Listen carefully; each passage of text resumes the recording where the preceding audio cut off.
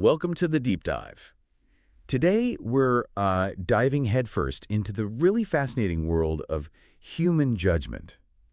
How we actually make decisions. Yeah, it's kind of amazing when you dig into it. Right. So our mission for this deep dive is to unpack the inner workings of our minds, especially those two systems of thinking that Daniel Kahneman just masterfully illuminated in his work. It's foundational stuff. Totally. You're about to get a serious shortcut, really, to understanding the surprising ways your brain processes information, which often leads to predictable errors, right? Oh, definitely. But also gives you incredible insights into your own perceptions, your own choices. And we'll be pulling the most impactful insights from Kahneman's research, yeah?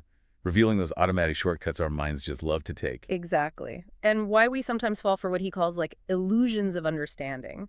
And crucially, how we can actually learn, maybe, to make better decisions. Think of it as getting a richer vocabulary for some informed gossip about how people, including ourselves, tend to trip up. Hey, yeah, informed gossip. I like that. Okay, so let's unpack this. Kahneman introduces us to these two characters inside our minds. What are they and, how do they operate? Okay, so at its core, our mind really does run with two distinct systems. The first one, system one, that's our mind's autopilot. Autopilot, got it. Yeah, it's automatic, super fast, effortless, intuitive. It's just constantly working in the background, generating impressions, feelings, intention. We don't even try. Like recognizing a friend. Exactly. Or detecting hostility in someone's voice. Or, completing a phrase like bread and. Butter. Right. It just happens. It's great at spotting simple connections, pulling info together. It's always on. Okay, so that's system one, the fast one. Yeah. And then there's its counterpart. System two. Exactly. Yeah. This is our effortful, slow, deliberate, conscious mode of thinking. One that actually takes work. Yeah. It's what you engage when you need to really focus, pay attention, make complex calculations or difficult choices. It's normally kind of chilling out, low effort mode. Lazy, maybe? Well, Kahneman might say that sometimes. But it can mobilize its full capacity when needed. It's the only system that can follow rules precisely, compare things on multiple features, make really deliberate choices. So what does this mean for how we, perceive the world day to day? Well, basically, system one is constantly feeding suggestions to system two. Impressions, intuitions, feelings, just bubbling up. And system two. Most of the time, system two just adopts these suggestions, pretty much without modification. You generally believe your first impressions and act on your gut feelings, your desires. So we mostly run on system one, and system two just signs off. A lot of the time, yeah.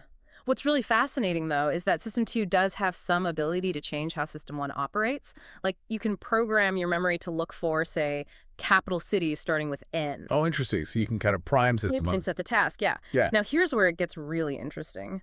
The effort involved in system two. We're talking actual physical effort. Physical? How so? Our research, it involved watching people's pupils dilate. And it showed that system two exertion is a measurable physiological response. No way. Your pupils actually change size. Significantly. When you're doing a mental sprint, try remembering a string of digits and adding 3 to each one in your head. Okay, yeah, that sounds hard. It is. And your pupils dilate, your heart rate increases. It's real work. And this effortful state can even make us functionally blind to the obvious. Blind? Like the gorilla study. Exactly like the invisible gorilla study. People were so focused on counting basketball passes, their system two was totally engaged.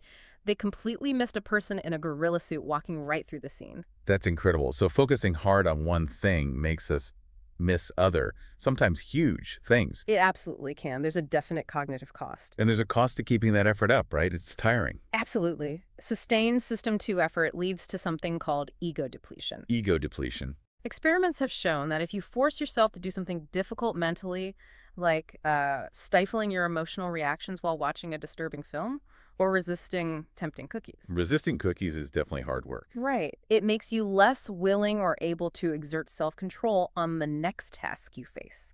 It's not just being cognitively busy. It's a genuine loss of motivation, of willpower. So our willpower is like a muscle that gets tired. That's a pretty good analogy, yeah. System two, our conscious self, is often, lazy, as Kahneman puts it. People who tend to avoid this intellectual sloth are generally more alert, more intellectually active, and, interestingly, more skeptical of their own intuitions. They double-check their gut feelings more often. Exactly. They engage system two more readily. Okay, so our minds are efficient, but that efficiency comes with these systematic errors. because of these mental shortcuts, these heuristics. What are some of the big ones we fall for? Right. Let's start with the representativeness heuristic. This is basically when we judge how likely something is by how much it resembles a stereotype or a prototype we already have in our head. Like the librarian example, Steve. Ah, yes, the classic Steve the librarian or farmer problem. You get this description of Steve Meek, tidy soul, passion for detail. Yeah, It perfectly matches the librarian stereotype. totally. Sounds like a librarian. So most people ignore the statistical fact, the base rate, that there are way, way more male farmers than male librarians out there. They go with the stereotype As System 1 sees the resemblance. instantly. But only System 2 can really factor in the statistics, and most of the time it just doesn't bother. It just goes with the flow of the story. Pretty much. And this leads directly to what's called the illusion of validity. Our confidence in a prediction gets tied to how well the information fits a neat story, not its actual predictive power. So like a psychologist feeling super confident after an interview. Exactly. Even though we know from decades of research that interviews are actually pretty terrible predictors of future performance. The story feels right, so the confidence goes up, regardless of the weak data. So we're biased to believe a coherent story, even if the evidence is really thin. Precisely. System 1 wants coherence above all else.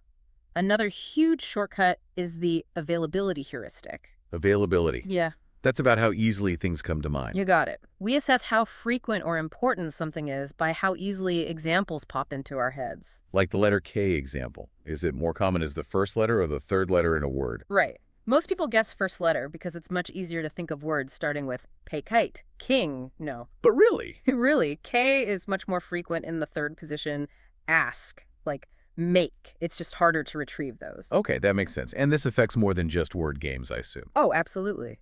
It explains why certain risks or issues become huge in the public consciousness. Think about intense media coverage of, say, a plane crash versus car accidents. Plane crashes feel scarier, more vivid. Exactly. They are easily retrieved from memory because they're dramatic. Or remember the Alar scare about apples? Vaguely, yeah. A chemical. Right. Huge media attention made the risk feel enormous, even if the statistical danger was tiny. Our perception of risk gets driven by emotion and vividness, not cold probability. Paul Slovic called this probability neglect. We neglect the actual odds because the image is so strong. Wow. And then there's how just like the first piece of information we hear can totally sway us. Ah, you're talking about the anchoring effect. Spot on. Our estimates for something unknown get heavily, heavily influenced by an initial value we consider, even if that value is completely random or irrelevant. Like the Wheel of Fortune experiment. The classic. Students spin a rigged wheel that lands on either 10 or 65. Then they're asked if the percentage of African nations in the UN is higher or lower than that number, and then they estimate the actual percentage. And the number they saw on the wheel mattered. Hugely. The group that saw 10 guessed around 25% on average. The group that saw 65 guessed around 45%. That irrelevant anchor dragged their estimates way up or down. That's nuts. It was a random number. Yep. And it happens constantly in the real world. Think about the asking price for a house. That first number shapes how valuable you think the house is. Or the first offer in a negotiation. Absolutely. It sets the range. There are a couple of things going on. System 1 primes you with the anchor automatically, and then System 2 tries to adjust away from it, but usually not enough. It's lazy, remember? So even professionals fall for this. Yeah. Like real estate agents or lawyers. Oh, yeah. They're highly susceptible, and often they'll deny it influenced them at all, even when you can clearly see it in their judgments. This all connects back to something you mentioned earlier. WYSIOT. What you see is all there is. Exactly. WYSIOT. System 1 is brilliant at making the best possible story out of the information it has, but it almost completely ignores the information it doesn't have. What's missing just doesn't feature. Right. If information is scarce, System 1 just jumps to conclusions based on what's there. If I say, Mindick is intelligent and strong. You immediately think, yeah, good leader material. Right. You don't automatically stop and think, wait, is she also corrupt or cruel? What else don't I know? System 1 just builds the most coherent story fast. And that leads straight to overconfidence. Because the story feels complete, even if it's based on scraps. Oh, wow. Okay, so System 1 loves a good story. It loves causality. But that causes problems with statistics, right? Like misunderstanding randomness. It absolutely does. And it leads to big mistakes, like failing to really grasp Regression to the mean. Regression to the mean sounds technical. It sounds it, but the idea is simple. Think back to those Israeli Air Force flight instructors. They observed something interesting. When they praised a cadet for an exceptionally good maneuver, the next one was usually worse. Okay. And when they yelled at a cadet for a really poor maneuver, the next one was usually better. So they concluded yelling works and praise doesn't. Exactly. They developed a whole theory around it, but they were wrong. What they were seeing was simple regression to the mean. How so? An exceptionally good performance, or an exceptionally bad one, often involves a large dose of luck, good or bad. The next time, the luck factor is likely to be less extreme, so the performance naturally drifts back towards the cadet's average. So it wasn't the praise or the yelling causing the change. It would have happened anyway. Pretty much. Performance naturally fluctuates around an average, but our minds hate randomness. We crave causal explanations, so System 1 invents one. Yelling worked, even when it didn't. We see cause and effect everywhere, even when it's just chance. All the time. And this bias feeds into things like the halo effect and outcome bias. Oh, what are those? The halo effect is when our overall impression of someone or something spills over to influence how we judge their specific traits. If we think a company is successful, we tend to think its CEO is brilliant, its strategy is visionary, etc. Even if maybe they just got lucky. Right. And outcome bias is related. We judge the quality of a decision based on whether the outcome was good or bad, rather than on whether the decision process was sound at the time, given the information available. So if a risky bet pays off, Yeah, we think the person was clever, not just fortunate. exactly. Business books are full of this. They lionize CEOs of successful companies, attributing everything to brilliant decisions, and largely ignore the huge role luck often plays. The halo effect can even make us see the same CEO as methodical when the company's flying high, but rigid when it's tanking. Same actions, different labels based on the outcome. And looking back, it always feels so obvious, doesn't it? Like, of course that was going to happen. Ah, yes. The dreaded hindsight bias, the I knew it all along effect. Once an event happens, we lose the ability to accurately recall what we believed before it happened. The past suddenly seems much more predictable than it actually was. Which makes it really hard to fairly evaluate past decisions. Incredibly hard. Think about juries evaluating, say, a doctor's decision that had a bad outcome. Hindsight bias makes it seem like the bad outcome was obvious beforehand, even if it wasn't. They judge the decision by the outcome, not the process. It's deeply ingrained. Okay, so these biases mess with our perception and judgment. How do they impact our actual choices? Especially like financial or economic ones. Oh, hugely. One of the biggest players here is loss aversion. Loss aversion. We hate losing things. We really hate losing things. The psychological pain of losing something is about twice as powerful as the pleasure of gaining the exact same thing. Twice as powerful. Wow. Yeah, it's a significant asymmetry. Yeah. This makes us generally risk-averse when we're choosing between potential gains. We prefer the sure thing. But counterintuitively, it makes us risk-seeking when faced with choices between losses. How does that work? Risk-seeking with losses. Well, imagine you have a choice. Definitely lose $900, or take a 90% chance of losing $1,000 and a 10% chance of losing nothing. Sure, loss feels bad. I might gamble on the second one. Most people do. They become risk-seeking to avoid the certain loss, even though the gamble is statistically worse. We'd rather risk a bigger loss for the small chance of losing nothing. That explains a lot about gambling, maybe. And this ties into that coffee mug thing, the endowment effect. Directly, the endowment effect. Yeah. We value stuff we own more highly than identical stuff we don't own. In the experiments, people who were given a coffee mug demanded about twice as much money to sell it as other people were willing to pay to buy the exact same mug. Just because they owned it for a few minutes. Yep. Losing the mug they now possessed felt worse than gaining a mug felt good to the potential buyers. Loss aversion in action. And this affects our ideas about fairness, too. Definitely. People think it's unfair for a hardware store to raise the price of snow shovels during a blizzard. They see the higher price as a loss imposed by the store, even though it's just supply and demand. But they wouldn't object if the store always charged that higher price. Probably not. Similarly, cutting an employee's wage from $9 to $7 feels deeply unfair, even if high unemployment means new hires are starting at $7 anyway. It's the reduction, the loss from the reference point, that triggers the feeling of unfairness. And it seems like just changing the words used to describe a choice can completely flip our preference. Absolutely. That's the power of the framing effect. Tiny, seemingly inconsequential variations in how a choice is worded or framed can cause massive shifts in preferences. Like the Asian disease problem. The classic example. People are asked to choose between two programs to combat a disease expected to kill 600 people. Option A saves 200 lives for sure. Option B has a 13 chance of saving all 600 and a 23 chance of saving no one. Okay, framed as saving lives. Most people pick. Most pick option A, the sure thing. They're risk averse for gains. Lives saved. But if you frame it differently, Now frame it in terms of deaths. Option C means 400 people will definitely die. Option D means a 13 chance that nobody will die and a 23 chance that 600 will die. These are identical outcomes to A and B. but now, Now, most people choose option D. They become risk-seeking to avoid the certain loss.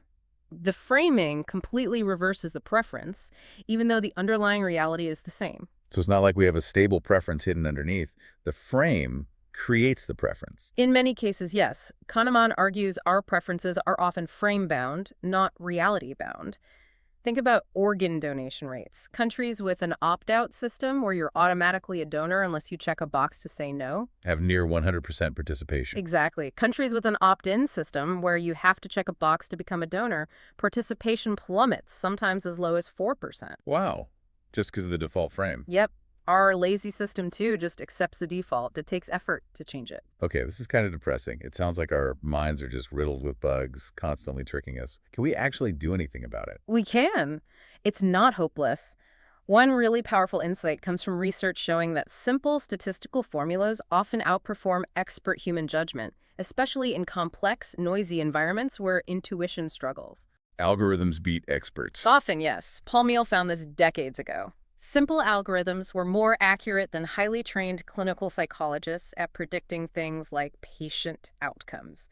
Really? While algorithms are consistent, they apply the same rules every time. Humans are noisy. Our judgments are affected by mood, recent events, the framing, all the stuff we've been talking about. Like the APGAR score for newborns. Perfect example.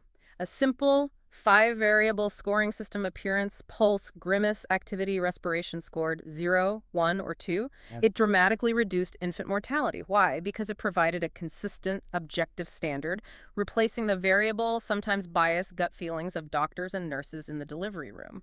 So consistency beats subjective intuition sometimes. Often in predictive tasks. My own experience trying to select candidates for Israeli officer training showed the same thing. We found that a simple formula based on summing ratings from factual background questions was a significantly better predictor of success than the traditional unstructured interview, which relied way too much on gut feeling. So lean on simple rules and data when possible. What's another strategy to avoid these pitfalls, maybe when we're planning something big? A key one is deliberately taking the outside view. It's also called reference class forecasting. Outside view, meaning look beyond your specific situation. Exactly. When you're planning a project, say, writing a book or renovating a kitchen, you naturally focus on the specifics of your project, your unique skills, your specific challenges. That's the inside view, and it's usually way too optimistic. Guilty as charged. We all are. The outside view forces you to ignore the specifics for a moment and ask, what happened when other people tried to do similar projects? What was the typical outcome? What was the average cost or time overrun? You look at the statistics of the reference class. Like Kahneman's curriculum project example. Right. He and his team were planning a new curriculum. Their inside view led them to predict it would take about 2 years. Optimistic, felt right. But the outside view. Someone on the team had the presence of mind to ask about similar curriculum projects elsewhere. The data, the outside view, showed that about 40% of such projects failed entirely, and those that succeeded took an average of 7 years, not 2. Ouch. That's a reality check. A massive one. Their system one, focused on their specific plan, ignored the statistical base rate. The outside view provided a much more realistic assessment. It's a crucial antidote to the planning fallacy, our chronic tendency to underestimate time, costs, and risks. Okay, outside view, crucial for planning. What about for group decisions? How do you fight groupthink and that shared optimism? There's a brilliant technique for that developed by Gary Klein. It's called the premortem. Premortem, like before it's dead. Exactly. Imagine your team is on the verge of making a big decision, launching a new product, whatever. Before you finalize it, you do this exercise. Okay, everyone, let's imagine it's a year from now. We went ahead with this plan, and it was a complete, unmitigated disaster. A total failure. Okay, that sounds grim. It is. Intentionally. Then Everyone takes 5 or 10 minutes to write a brief history of why it failed. What went wrong? Ah, so it legitimizes doubt and criticism. Precisely. It overcomes the pressure for conformity and groupthink. It cleverly encourages even people who support the plan to use their knowledge and imagination to find potential flaws that the prevailing optimism might be hiding. It taps into System Two's critical faculties proactively. That's clever. Okay, this has been incredibly eye-opening about how we think and decide. Finally, let's touch on the two selves. This gets into happiness and well-being, right? It really does. This is where Kahneman distinguishes between the experiencing self and the remembering self. Experiencing and remembering, two different ways we live through time. Kind of. The experiencing self is the one living life moment by moment. It's the one that feels pain, pleasure, boredom, joy as it happens. It lives in the present. Okay, the one feeling the cold water in that experiment. Exactly. Then there's the remembering self. The self doesn't feel things moment to moment. Its job is to evaluate past experiences, keep score, maintain the story of our lives, and make decisions about the future based on those memories. It's a storyteller. It's the storyteller, yeah. It's a construction of System 2, but it's heavily influenced by System 1's biases, particularly two big ones: duration neglect and the peak-end rule. Duration neglect. The length doesn't matter much. To the remembering self, surprisingly little. The overall retrospective judgment of an experience, how good or bad it was, isn't very sensitive to how long it lasted. And the peak-end rule. This says that our memory of an experience is largely determined by just 2 points: the peak moment, the most intense point, whether good or bad, and the end moment. The remembering self basically averages those two and ignores almost everything else. So a long, mildly unpleasant experience could be remembered more favorably than a short, intensely unpleasant one if the long one ended on a slightly better note. Exactly like the cold hand experiment. People endured one hand in painfully cold water for 60 seconds, then the other hand in the same cold water for 60 seconds, plus another 30 seconds where the water warmed up slightly, just a bit less painful. Logically, the second trial involves more total pain, longer duration. Right. The experiencing self suffered more. But when asked which trial they'd prefer to repeat, a significant majority chose the longer one. Because the end was slightly less painful. Yes. The peak pain was the same, but the end was less bad in the longer trial. The peak end rule meant the remembering self rated the longer, objectively worse experience as better, and that's what drove their choice. Wow. So our choices are often based on maximizing good memories, not necessarily good experiences. Very often, yes. We cater to the remembering self, the storyteller, even if it means putting the experiencing self through more discomfort. It has huge implications for how we think about vacations, medical procedures, life itself. And this applies to overall life happiness, too. It does, through things like the focusing illusion. The focusing illusion. The core idea is, nothing in life is as important as you think it is when you are thinking about it. Say that again? Nothing in life is as important as you think it is when you are thinking about it. When we think about one specific aspect of life, like moving to California for the weather, or getting that promotion, or even coping with a disability, we tend to massively overestimate its actual impact on our overall day-to-day well-being. Because when we focus on it, it fills our mental screen. Exactly. It looms large, dominating our System 1 evaluation at that moment. We forget about the countless other factors that make up our actual lived experience. Californians aren't necessarily happier than people elsewhere, even though everyone focuses on the sunshine when thinking about it. Our remembering self gets tricked by the focus. So what's the big takeaway here? We've journeyed through System 1 and 2, heuristics, biases, the remembering self. It feels like our minds are these amazing but also flawed storytelling machines. That's a great way to put it. They strive for efficiency and coherence, often constructing these simplified stories, relying on quick associations, getting swayed by frames. And understanding these patterns, these systematic ways we air the biases, the heuristics, that's the first step, isn't it? It absolutely is. It gives you a richer vocabulary, a toolkit, to understand not just why other people do strange things, but why you do them too. It shows that even our strongest intuitions can sometimes lead us way off track. But it also suggests we can get better.